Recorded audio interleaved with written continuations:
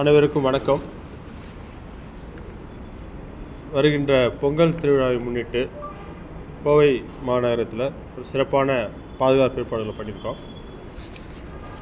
இது பொதுமக்களுக்கு எந்தவித கஷ்டமும் இல்லாமல் பொங்கல் திருவிழாவை கொண்டாடுவதற்கும் வெளியூர்களுக்கு பயணம் செய்வதற்கு ஏற்ற மாதிரியும் ஏற்பாடுகள் பண்ணியிருக்கு. ஒரு 7 bus stands permanent temporary together இந்த பஸ் ஸ்டாண்ட்ஸ் ஏற்பாடு பண்ணியிருக்கு. அந்த பஸ் ஸ்டாண்ட்ஸ்லேருந்து வெளியூர் போகிறதுக்கான எல்லா ஏற்பாடுகளும் பண்ணியிருக்கோம். அதே மாதிரி கமர்ஷியல் பிளேசஸ் 3 கமர்ஷியல் பிளேஸு, அந்த 3 கமர்ஷியல் பிளேசஸ்லேயும் ஒப்பனக்கார வீதி, கிராஸ்கட் ரோடு, பிக் பஜார் இங்கெல்லாம் வாட்ச் டவர்ஸ்லாம் அமைச்சிருக்கோம். நிறைய பொதுமக்கள் கூட்டமாக வர்றதுனால அவங்கள ஃபெசிலிட்டேட் பண்ணுறதுக்கு அதிக அளவு போலீஸாரில் பணியமர்த்தியிருக்கோம், அவனை க்யூ பண்ணி அனுப்புறதுக்கு. அதேபோல் இந்த இடங்களில் குற்றங்கள் நடக்காமல் இருக்கிறதுக்கு, பிக் பாக்கெட்டிங், அட்டென்ஷன் டைவர்ஷன், இந்த மாதிரி குற்றங்கள் நடக்காமல் இருக்கிறதுக்கு தேவையான அளவு க்ரைம் டீம்ஸை ஃபார்ம் பண்ணி இந்த குற்றங்கள் நடக்கிறதுக்கு, குற்றங்களை தடுக்கிறதுக்கு தேவையான எல்லா ஏற்பாடுகளும் பண்ணியிருக்கோம். இந்த புதன்கிழமை, வியாழக்கிழமை வார சந்தை நாட்கள் இருக்கும். இந்த வார சந்தை நாட்கள் அப்போ இருக்க கூட்டங்களை மேனேஜ் பண்ணுறதுக்கும் தேவையான அளவு ஏற்பாடுகளை செஞ்சுருக்கோம். தென் சில முக்கியமான பிளேசஸ் எங்கே க்ரௌட்லாம் நிறையா கேதர் ஆவாங்க அப்படின்னு சொல்லிட்டு ஒரு 15 பிளேஸை ஐடென்டிஃபை பண்ணி இந்த 15 பிளேஸுக்கும் தேவையான அளவு பாதுகாப்பு ஏற்பாடு பண்ணியிருக்கு. தென் ஒரு 10 கோவில்கள், நிறைய பொதுமக்கள் போகக்கூடிய கோவில்கள், அந்த இடங்களையும் கண்டறியப்பட்டிருக்குது. வேறு பேஸ்ட் ஆன் ஒரு பழைய நம்ம ரெக்கார்ட்ஸ்லாம் பார்த்து ஒரு 6 பிளேசஸ் அங்கே சின்ன சின்ன சண்டை சச்சரவு வர்றதுக்கு வாய்ப்பு இருக்குது அப்படின்றத ஐடென்டிஃபை பண்ணி அந்த இடத்தையும் ஸ்ட்ரெங்தன் பண்ணியிருக்கோம்.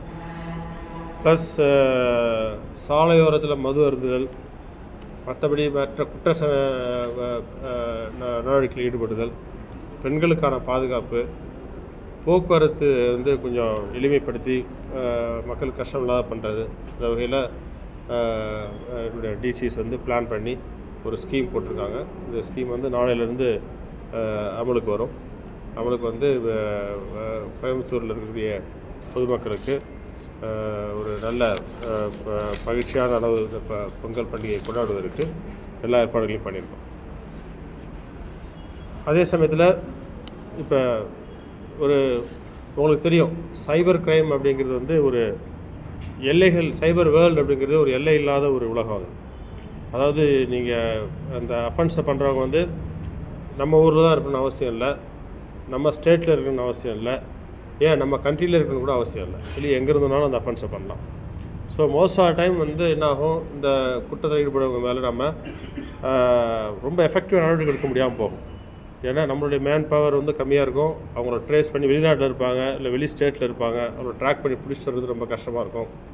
நம்பர் ஆஃப் அக்யூஸ்ட் நிறையா இருப்பாங்க. ஏன்னா ஒருத்தர் பல லேயரில் ஆப்ரேட் பண்ணுவாங்க, ஒரு layer, second layer, third layer, இப்படி ஆப்ரேட் பண்ணுவாங்க. அதனால் நிறைய கேசஸ் வந்தாலும் நம்ம அந்த அதை பெருசாக நடவடிக்கை எடுக்க முடியறதில்ல. சமீபத்தில் 9th மந்த்து ஒரு கேஸ் போட்டாச்சு இங்கே நம்மளுடைய சைபர் கிரைம் போலீஸ் ஸ்டேஷனில். அதில் கோயம்புத்தூரை சேர்ந்த ஒரு சீனியர் சிட்டிசன், அவருக்கு இந்த ஆர்டிஓ சலான் வந்த மாதிரி ஒரு வாட்ஸ்அப் ஒரு லிங்க் வந்திருக்கு. அந்த லிங்க்கை அவர் ப்ரெஸ் பண்ண உடனே அவருடைய ஃபோனுடைய கண்ட்ரோல் ஃபுல்லாக அக்யூஸ்ட் கைக்கு போயிடுச்சு. ஸோ அவருடைய எஃப்டி போட்டு வச்சுருக்காரு, ஒரு 17 லட்ச ரூபா எஃப்டி போட்டு வச்சுருந்துருக்காரு. அவருடைய லைஃப் டைம் சேவிங் அது. அந்த 17 லட்ச ரூபாயை அவங்க அக்கௌண்ட்டுக்கு மாற்றி அதை ஒரு 12-13 டிரான்சாக்ஷனில் ஃபுல் பணத்தையும் வெளியே எடுத்துட்டாங்க. ஸோ அந்த கேஸை எடுத்து அதை விசாரணை செஞ்சுட்டு இருந்தாங்க. அதில் நம்ம டெப்டி கமிஷனர் திருமதி திவ்யா அவங்க தலைமையில் ஒரு டீம் ஃபார்ம் பண்ணி அதை இன்வெஸ்டிகேட் பண்ணதில் அவங்க என்ன கண்டுபிடிச்சாங்கன்னா, இந்த தவறை செய்கிறவங்க பீகார் அண்ட் ராஜஸ்தான் போன்ற மாநிலங்கள் இருக்காங்க அப்படின்னு சொல்லிட்டு ஒரு லிங்க் அனலைஸ் மூலமாக கண்டுபிடிச்சது மட்டும் இல்லாமல் ஒரு டீம் இங்கேருந்து அனுப்பி நம்ம கோவை மாநகர காவல் இன்ஸ்பெக்டர் அழகுராஜா அவங்க தலைமையில் ஒரு டீம் போயிட்டு 10 பேரை அரெஸ்ட் பண்ணி கூப்பிட்டு வந்திருக்காங்க. ஒரு கேஸில் 10 பேரை வெளி மாநிலத்திலேருந்து அரெஸ்ட் பண்ணி கூட்டு வர்றது இது வந்து முதல் முறை. அது வந்து முதல்ல வந்து என்னுடைய அதுக்கு ஃபர்ஸ்ட் ஆஃப் ஆல் குஜராத் மாநிலத்துடைய காவல்துறைக்கு நான் நன்றியை தெரிவிச்சுக்கிறேன். ஆனால் அதே சமயத்தில் திருமதி திவ்யா அவங்க வந்து இதை கரெக்டாக பிளான் பண்ணி இன்ஸ்பெக்டர் அழகுராஜா டீம் அவங்க வந்து போய் அதை கொண்டு வந்ததை வந்து நான் பெரிதும் பாராட்டுறேன் அவங்கள. இதில் முக்கியமாக சொல்ல வேண்டிய விஷயம் என்னென்னா, இந்த மாதிரி இதுக்கு வந்து ஏபிகேன்னு சொல்கிறாங்க, ஏபிகே ஃபைல்ஸ்னு சொல்லிட்டு. இந்த ஏபிகே ஃபைல்ஸ் சம்மந்தமாக வந்து இந்த என்ன ஆகும், இந்த மாதிரி வரும் ஒரு ஆர்டிஓ சலான் அப்படின்னு சொல்லி போட்டு ஒரு டாட் போட்டு ஏபிகேன்னு இருக்கும். இது பெரும்பாலும் வந்து தெரியாமல் யாராவது கிளிக் பண்ணிட்டாங்க அப்படின்னாக்கா நம்மளுடைய அந்த ஃபோனுடைய கண்ட்ரோல் வந்து அவங்க கையில் போயிடும். ஸோ உங்களுக்கு எந்த ஃபோனில் மெசேஜ் இருந்தாலும் அவங்களுக்கும் போகும். ஸோ அதை வச்சு அவங்க வந்து உங்கள் ஃபோன் உங்கள் ஓடிபி வச்சுட்டு உங்கள் பாஸ்வேர்டை மாற்றலாம், உங்கள் பேங்க் அக்கௌண்ட்டை வந்து அவங்க அக்சஸ் பண்ணலாம், அதெல்லாம் பண்ணலாம். ஸோ இந்த முறையான இந்த கைண்ட் ஆஃப் சீட்டிங் ஃப்ராடை வந்து ஃபஸ்ட் டைம் நிறைய பெட்டிஷன்ஸ் வந்திருக்கு. ஃபஸ்ட் டைம் வந்து இவங்க எஃப்ஐஆர் போடப்பட்டிருக்குங்க. அது போடப்பட்டதோடு மட்டும் இல்லாமல் அதில் வந்து கிட்டத்தட்ட ஒரு 10 லட்ச ரூபாயை வந்து இவங்க அதை கொஞ்சம் ஃப்ரீஸ் பண்ணிட்டாங்க. ஒரு 6.5 லட்ச ரூபாயை வந்து ஃப்ரீஸ் பண்ணாங்க. இதை அரெஸ்ட் பண்ணும்போது அவங்க வந்து ஒரு 3 லட்ச ரூபா வந்து பணத்தை அவங்கள்ட்ட வந்து சீஸ் பண்ணியிருக்கிறாங்க. 311 கிரெடிட் கார்ட்ஸ், இந்த பணங்கள்லாம் வந்து அவங்க வந்து கிரெடிட் கார்ட்ஸ் மூலமாக தான் எடுக்கிறாங்க. அதையும் சீஸ் பண்ணியிருக்காங்க. ஸோ ஒன் ஆஃப் த ஒரு appreciable work by the Coimbatore city police. இது சம்மந்தமாக ஆக்சுவலி இனிமேல் வந்து நம்ம கோயம்புத்தூரில் நிறைய அளவு கிட்டத்தட்ட போன வருஷம் வந்து 400க்கும் மேற்பட்ட விழிப்புணர்வு நிகழ்ச்சிகள் நடத்தியிருக்கோம் இந்த சைபர் கிரைம் சம்மந்தமாக. இன்னொரு சம்மந்தமாக இந்த வரக்கூடிய நாட்களில் இந்த வல்னரபிள் செக்ஷன்ஸ் யார் வந்து இதில் அதிகமாக பாதிக்கப்படுறாங்க அப்படிங்கிறத கண்டுபிடிச்சி அவங்களுக்கு ஸ்பெசிஃபிக்காக நிறைய அளவு விழிப்புணர்வு நடத்துறதுக்கு ஏற்பாடு பண்ணியிருக்கோம். பாம்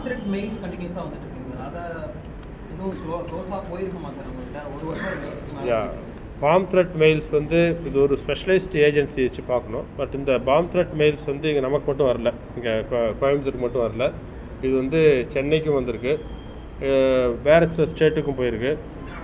அதை பண்ணுறது யாரோ தமிழ்நாட்டிலேருந்து இருக்கவங்க தான் பண்ணுறாங்க மாதிரி தெரியுது. ஏன்னா அதில் மென்ஷன் பண்ணக்கூடிய நேம்ஸ் எல்லாமே வந்து தமிழ்நாட்டில் இருக்கக்கூடிய அரசியலையோ இல்லை அங்கே இங்கே தமிழ்நாட்டில் சம்மந்தப்பட்ட நடிகைகளையோ சம்மந்தப்பட்டது தான் அந்த பாம் த்ரெட் மெயில்ஸ் வருது. இது சம்மந்தமாக ஏற்கனவே நாங்கள் ஏடிஎஸ்ன்னு ஒன்று இருக்குது, உங்களுக்கு ஆன்டி டெரரிஸ்ட் ஸ்குவாட், அவங்களுக்கு வந்து இந்த பாம் த்ரெட் மெயில்ஸ்லாம் நாங்கள் ஃபார்வர்ட் பண்ணியிருக்கிறோம்.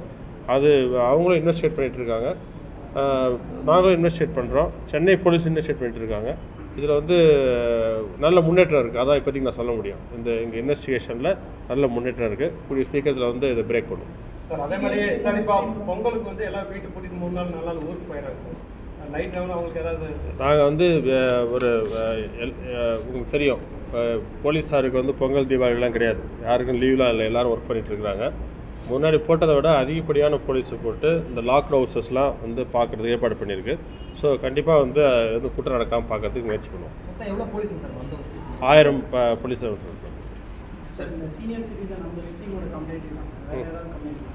இந்த கேஸ், இந்த ஏபிகே டைப் ஆஃப் கேஸ் நம்ம பிரேக் பண்ணது இப்போ அவங்க கம்ப்ளைண்ட் கொடுத்துருக்காங்க.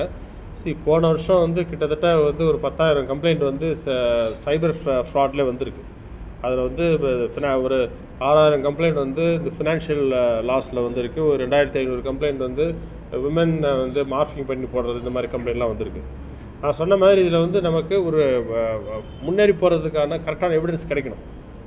ஏன்னா இது எல்லைகள் இல்லாத ஒரு சைபர் வேர்ல்டுன்றதுனால எங்கெங்கே பாசிபிள் இருக்குது. கிட்டத்தட்ட 300-350க்கான எஃப்ஐஆர் நம்ம போட்டிருக்கோம் லாஸ்ட் இயர், போட்டதெல்லாம் ப்ராக்ரஸ் காமிச்சிருக்கோம். பட் இது ஒன் ஆஃப் த கேஸ் வந்து என்னென்னா, வேறு வெளி மாநிலத்தில் போயிட்டு நம்ம 10 பேரை ஒரே டைமில் அரெஸ்ட் பண்ணி கொண்டு வந்தது பெரிய விஷயன்றதுனால நான் அதை பற்றி சொல்லியிருக்கேன். அங்கே வந்து அவங்க 4 days இருந்தாங்க. இங்கேருந்து 14 பேர் போயிருந்தாங்க சார். கோவையில் வந்து மாணவர் பகுதியை தொடர்ச்சி அந்த முன்னுரிமை காரணம் பழி வாங்கக்கூடிய கொலை, வெட்டு குத்து தொடர்ந்து நடந்துருக்கு. ஸோ இது சம்மந்தமாக வந்து இப்போ நான் புதுசாக தான் வந்திருக்கேன். எனக்கு முன்னாடி இருந்த கமிஷனர்ஸ் நல்ல நடவடிக்கை எடுத்துருக்குறாங்க. பட்டு டெஃபினட்டாக ரவுடிஸ் ஆக்ஷன்ஸ் வந்து இன்னும் எஃபெக்டிவ் ஆக்ஷன் நாங்கள் எடுப்போம். இது வந்து முதல்ல இருந்த இந்த முன்னிரோதமாக நடந்த மர்டரில் கூட போலீஸ் வந்து அவங்க மேலே வந்து இப்போ குண்டாஸில் போட்டிருக்காங்க. அவங்க போட்டிருந்தாங்க, அவங்க மேலே கேஸ் போட்டிருந்தாங்க. அவங்கள வந்து இன்ஃபேக்ட் சம்மந்தப்பட்ட கொலை செய்யப்பட்டவர் வந்து இந்த ஊரில் கூட இல்லை. அவர் வந்து அவங்க அந்த ஏரியா முன்னுரோதம் இருக்க ஏரியா பக்கம் வந்து போகக்கூடாதுன்னு நம்ம சொல்லியிருந்தோம். உங்களுக்கு முன்னுரோதம் இருக்குது, அந்த ஏரியா பக்கம் போகக்கூடாதுன்னு நாங்கள் சொல்லியிருந்தோம். இருந்தும் அவர் வெளியே தங்கியிருந்தார், மைசூரில் இருந்தார். கோர்ட்டுக்கு வந்தவர் நம்ம அந்த ஏரியாவிலே போயிருக்கார். அது இப்போ போலீஸுக்கு எந்த தகவலும் இல்லாமல் போயிருக்காரு. அதனால் அந்த ஒரு துரதிருஷ்டமான சம்பவம் நடந்திருக்கு. பட்டு மற்ற இது மாதிரி யாருக்கெல்லாம் முன்னுரிமை இப்போ அந்த கிரிமினல் கேங்ஸ், ரவுடி கேங்ஸ் அதெல்லாம் ஐடென்டிஃபை பண்ணி அவங்க மேலே கடுமையான நடவடிக்கை எடுத்துகிட்டு இருக்கோம். போதைப்பொருள் மற்றும் ரவுடிகளுக்கு எதிராக ஸ்பெஷல் பிளான் ஆஃப் ஆக்ஷன் டெஃபினட்டாக இருக்குது. பட் இப்போ லாஸ்ட்டு ஒரு 1 வீக்கில் நீங்கள் பார்த்தீங்கன்னா போதைப் பொருள்களை வந்து நாங்கள் நல்ல கேசஸில் போட்டிருக்கோம். ஒரு synthetic drug case, LSD stamp case ஒன்று சவுத் லிமிட்டில் சரவணம்பட்டியில் போட்டிருக்காங்க. போட்டு அதில் வந்து அக்யூஸ்ட் அரெஸ்ட் பண்ணியிருக்கோம். அதில் ஃபர்தர் ரீடும் இருக்குது. இன்ஃபேக்ட் வந்து ஒரு நார்காட்டிக் இன்வெஸ்டிகேட்டிங் டீம்ன்ற மாதிரி ஒரு புது யூனிட்டை வந்து உருவாக்குறாங்க கோயம்புத்தூரில். இந்த எஸ்பெஷலி நார்காட்டிக் இந்த கேசஸ் போதைப்பொருள் சம்மந்தமாக இன்வெஸ்டிகேஷனுக்கு அசிஸ்ட் பண்ணுறதுக்கும் அது சம்மந்தப்பட்ட இன்டெலிஜென்ஸ் கலெக்ட் பண்ணுறதுக்கு அப்படி ஒரு டீம் ஒன்று ஃபார்ம் பண்ணுறோம். சார், 2 நாளைக்கு முன்னாடி புதுதில்லி போலீஸார் வந்து டிஜிட்டல் அரெஸ்ட் சம்மந்தமாக ஒரு 7 பேரை அரெஸ்ட் பண்ணியிருக்காங்க. ஸோ லாஸ்ட் ஒரு 15 டேஸ்க்கு முன்னாடி அதே டீம் இங்கே வந்து கோயம்புத்தூரில் வந்து சரவணம்பட்டி பகுதியில் ஒருத்தர் வந்து இது பண்ணியிருக்காங்க. அதுக்கு நம்ம டீம் உதவுச்சு அப்படிங்கிற மாதிரி சொல்கிறாங்க. இது எந்த அளவுக்கு சார்? எப்படி, அதாவது ஒவ்வொரு டைம் நாம் வந்து வெளி ஸ்டேட்டுக்கு போகும்போது அவங்க நமக்கு உதவி பண்ணுறதும், வேறு ஸ்டேட்லேருந்து கரெக்டான இன்ஃபர்மேஷன் எடுத்துகிட்டு வந்து அரெஸ்ட் பண்ணுறாங்க அப்படின்னா அவங்க உதவி பண்ணுறது வந்து ரொம்ப இயற்கை. போலீஸ் டிபார்ட்மெண்ட்டில் அப்படி ஒரு கோஆப்ரேஷன் எப்பயும் இருக்கும். இந்த டைம் அந்த மாதிரி அரெஸ்ட் பண்ணி கொண்டு வரும்போது நம்ம ஸ்டேஷனில் வச்சுருந்து அவங்க கஸ்டடியில் வச்சுருந்து அப்புறம் மேஜிஸ்ட்ரேட்டை ப்ரொடியூஸ் பண்ணி அப்புறம் எடுத்துகிட்டு போனாங்க. அதுக்கு வந்து நம்ம கோயம்புத்தூரில் வந்து சரவணம்பட்டி ஏரியாவில் ஒருத்தர் அரெஸ்ட் பண்ணியிருக்காங்க. பின்னாடி வாங்கிக்கிங்க சார். அதே மாதிரி கிராஸ்கட் ரோடு அண்ட் ஒப்பன்கார் வீதியில் பார்த்தோன்னா ரோடுலாம் ரொம்ப கம்மியாக இருக்குது சார். ஆனால் 2 பக்கம் 2 வீலர் பார்க் பண்ணுறதுனால உள்ளே போயிட்டு வர பயங்கர டிராஃபிக் இருக்குது. இப்போ நம்ம வந்து சிட்டி வந்து க்ரோ ஆகிருக்கு. சிட்டி முதல்ல பாப்புலேஷன் கம்மியாக இருந்தது, அப்போ வந்து ரோடுகள் சின்னதாக இருந்திருக்கு. இப்போ சிட்டி க்ரோ ஆகிருக்கிறதுனால இப்போ சிட்டி மட்டும் க்ரோ ஆகலை, மக்களும் அதிகமாக இருக்காங்க, வெஹிக்கிள்ஸும் அதிகமாக இருக்குது. இதை வந்து ஒரு ஒழுங்குமுறைப்படுத்தணும். ஓகே, போலீஸார் கண்டினியூஸாக ட்ரை பண்ணிட்டு தான் இருக்காங்க. அது பொதுமக்களுக்கு எந்த கஷ்டமெல்லாம் ஒழுங்குமுறைப்படுத்தணும். அதுக்கான முயற்சி கண்டிப்பாக எடுக்கும். கல்லூரி மாணவி வழக்கில் கூடுதல் குற்றப்பத்திரிகை தாக்கல் பண்ணிக்கிறாங்க சார். எவ்வளோ உண்மைதான். கூடுதல் குற்றப்பத்திரிகை தாக்கல் பண்ணியிருக்காங்க. 8ஆம் தேதி தாக்கல் பண்ணியிருக்கிறாங்க. ஏற்கனவே நாங்கள் எடுத்த எவிடன்ஸ் தான் அது. ஏற்கனவே எடுத்த எவிடன்ஸ் ரிசல்ட்லாம் வந்திருக்கு. அதெல்லாம் சேர்த்து கூடுதல் குற்றப்பத்திரிகை தாக்கல் பண்ணியிருக்காங்க. அது வந்து ஏற்கனவே தாக்கல் செய்யப்பட்டிருக்க குற்றப்பத்திரிகைக்கு மேலும் வலு சேர்க்குற மாதிரி இருக்கும்.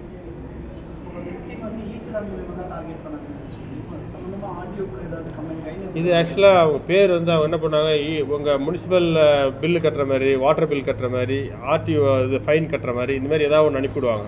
ஸோ நீங்கள் என்ன பண்ணுவீங்க, க்யூரியஸாக என்ன நான் என் வண்டி எங்கேயாவது மாட்டிடுச்சா, நமக்கு நாம தான் ஃபைன் கட்டணுமா அப்படின்னு சொல்லிட்டு அவங்க பண்ணுறது தான்.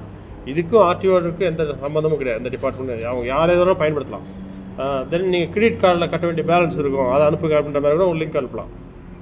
இந்த லிங்க் வரும்போது கடைசியாக .apk அப்படின்னு இருந்ததுன்னா அந்த லிங்க்கை வந்து கிளிக் பண்ணக்கூடாது. கடந்த முறை அந்த கமிஷனர் லாஸ்ட்டாக ஒரு 1 month 2 month வந்து நிறைய துப்பாக்கி சூடு சம்பவம் நடைபெறும். குற்றவாளிகளை வந்து சுட்டு பிடிக்க வேண்டிய தேவை இருந்ததை சொன்னாங்க. உங்களுடைய நடவடிக்கை எப்படி சார்? தேவைப்பட்டால் அதுக்கு அந்த சுச்சுவேஷனுக்கு தகுந்த நடவடிக்கை எடுக்கப்படும்.